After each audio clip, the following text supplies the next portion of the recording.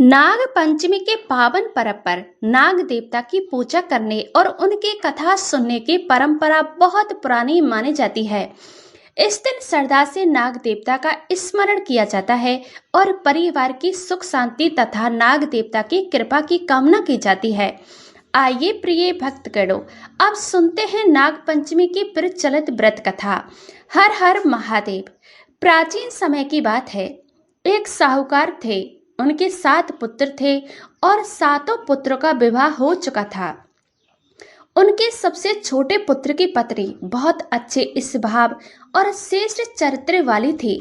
उसका अपना कोई भी भाई नहीं था।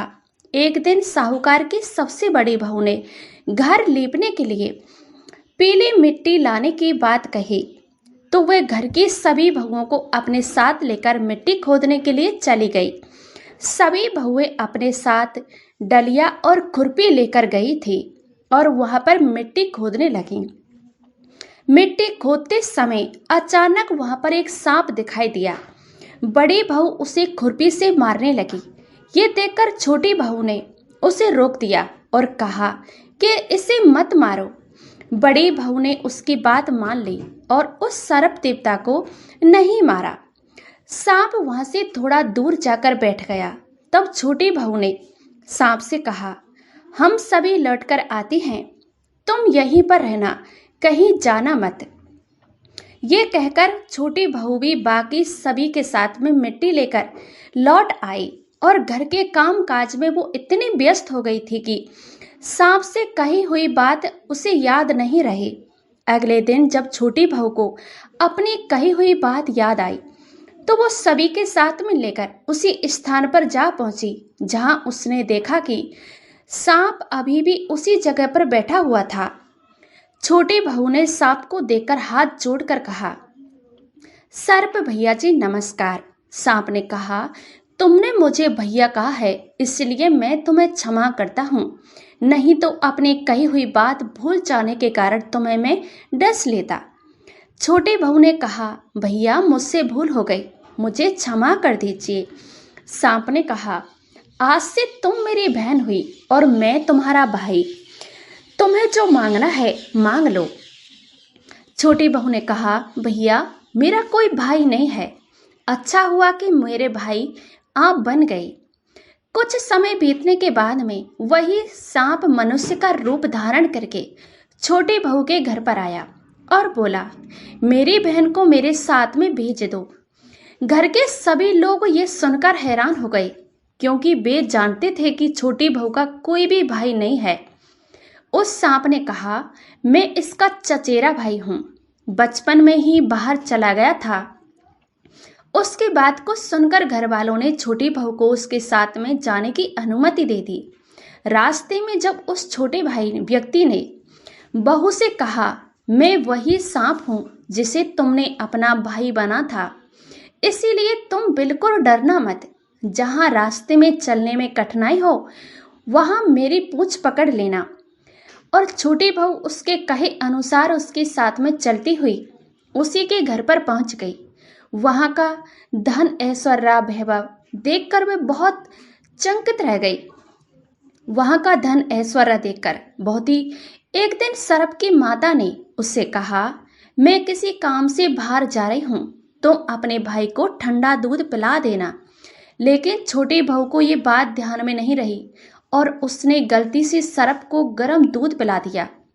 गर्म दूध पीने से सर्प का मुंह पूरी तरह जल गया। ये देखकर सर्प की माता बहुत ही क्रोधित हुई, लेकिन सर्प ने अपनी माता को समझाया कि इसके वह शांत हो गई। इसके बाद में सर्प ने कहा कि अब उसकी बहन को उसके घर से भेज देना चाहिए।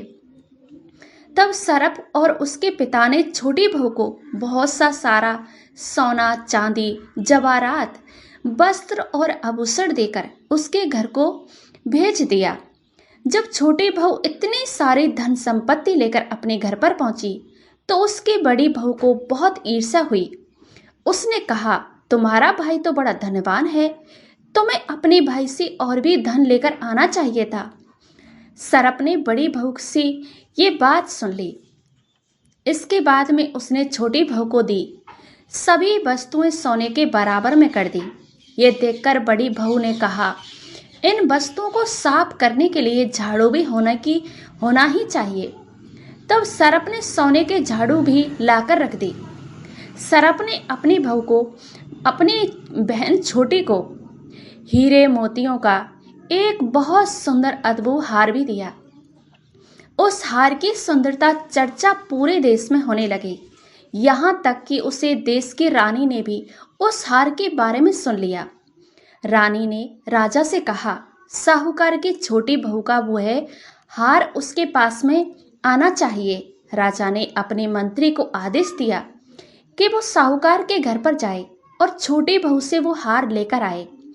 मंत्री साहूकार के पास में पहुंचा और बोला, महारानी छोटी बहू का हार पहनना चाहती है, वो हार मुझे दीजिए। साहूकार का राजा से डर से कुछ नहीं कहा और उसने छोटी बहू से वो हार मंगवा कर मंत्री को दे दिया। जब छोटी बहू को ये पता चला कि उसका हार रानी के पास में भेज दिया गया है, तो उसे ये बात बहुत बुरी लगी। उसने अपने सर्प भाई को याद किया और कहा, प्रार्थना करते हुए कहा, भैया, रानी मेरा हार लिया और आप कुछ ऐसा दीजिए कि जब तक वह हार रानी के गले में रहे तब तक वह सर्प बन जाए, और जब वो मुझे वापस कर दे तब मेरे हीरे और मंडियों का हार बन जाए, मोतियों का हार बन जाए। सर्प ने अपनी बहन की प्रार्थना स्वीकार कर ली और ठीक वैसे ही किया जैसे कि रानी के ने वो हार अपने गले में पहना। तो वो हार, यह देखकर रानी बहुत घबरा गई और चीखते हुए रोने लगी। ये बात राजा तक पहुंची तो राजा ने तुरंत साहूकार के पास में संदेश भेजा और छोटी बहू को तुरंत राजमहल में लेकर आए। राजा का संदेश सुनकर साहूकार बहुत डर गया। उसे समझ नहीं आ रहा था कि राजा अब छोटी बहू के साथ में क्या करेगा। इसीलिए वह छोटी बहू के साथ में लेकर राजा के सामने पहुंचा। राजा ने छोटी बहू से पूछा, तुमने ऐसा क्या जादू किया है? तुम्हें दंड दूंगा। छोटी बहू ने हाथ जोड़कर कहा, राजन, मेरी दृढ़ता क्षमा कीजिए। ये हार ऐसा है कि मेरे गले में पहनने पर ये हीरे और मोतियां का रहता है, लेकिन किसी दूसरे के गले में जाते ही सर्प बन जाता है। राजा को उसकी बात पर विश्वास नहीं हुआ। उसने कहा, अभी इसे पहनकर दिखाओ।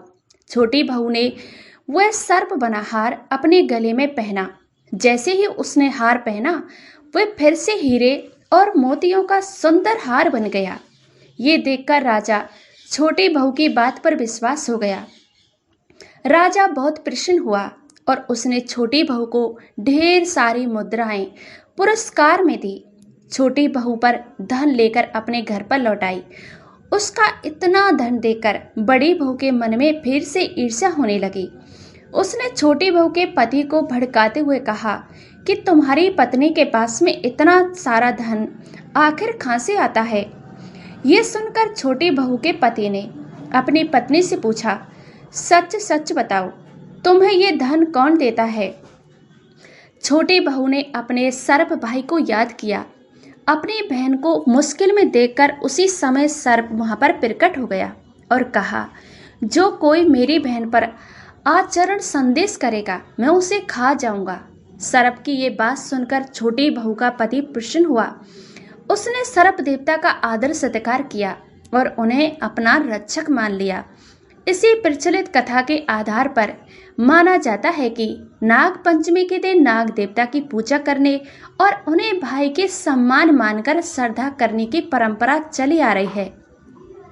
नाग पंचमी के दिन श्रद्धालु नाग देवता का स्मरण करते हैं और पूजा करते हैं। पूजा में जल, दूध, पुष्प और अन्य पूजित सामग्री श्रद्धा से अनुसार अर्पित की जाती है। नाग देवता से परिवार की सुख शांति और रक्षा की प्रार्थना की जाती है। पूजा करते समय मन में श्रद्धा और अहिंसा का भाव रखना चाहिए तथा किसी भी जीवित सांप को पकड़कर या उसे नुकसान पहुंचाकर पूजा नहीं करनी चाहिए। नाग देवता की पूजा श्रद्धा और विधि विधान से करने के बाद में नाग पंचमी की कथा का श्रवण का पाठ किया जाता है। मान्यता है कि इस दिन श्रद्धा से नाग देवता का पूजन और कथा श्रवण करने से परिवार में सुख शांति बनी रहती है और नाग देवता की कृपा प्राप्त होती है। यही नाग पंचमी की पावन व्रत कथा यहाँ पर समाप्त होती है। आपको ये कथा अच्छी लगी हो तो वीडियो को लाइक करें और हमारे चैनल से जुड़े रहें। नाग देवता की कृपा आप और आपके समस्त परिवार पर बनी रहे। हर हर